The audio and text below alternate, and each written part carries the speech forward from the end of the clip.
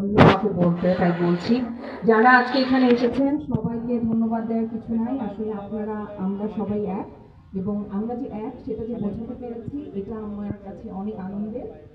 আর আমরা হয়তো 5ই আগস্ট একটা স্বৈরাচারী সরকারের পতন ঘটিয়েছি এবং একজন স্বৈরাচারী শাসককে এই দেশ থেকে পালাতে বাধ্য করেছি, কিন্তু আনফরচুনেটলি দুর্ভাগ্যজনক একটা ঘটনা হচ্ছে যে সেই স্বৈরাচারী সরকারের কিন্তু দোসররা তারা কিন্তু এই দেশেই রয়ে গেছেন, এবং এবং তারা যেহেতু পালিয়ে যেতে পারেন নাই, তারা বিভিন্ন সময় বিভিন্নভাবে আসলে আমাদের উপর চড়াও হচ্ছে।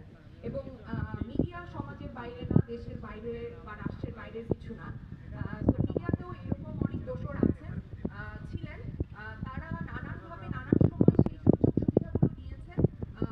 তারা তাদের জায়গা শক্ত করেছেন, কিন্তু আনফরচুনেটলি আমাদের জন্য যারা আমরা আসলে তাদেরকে অনুসরণ করার কথা ছিল, আমাদের জন্য কিছু রেখে যেতে পারেন নাই বেশিরভাগ সময়।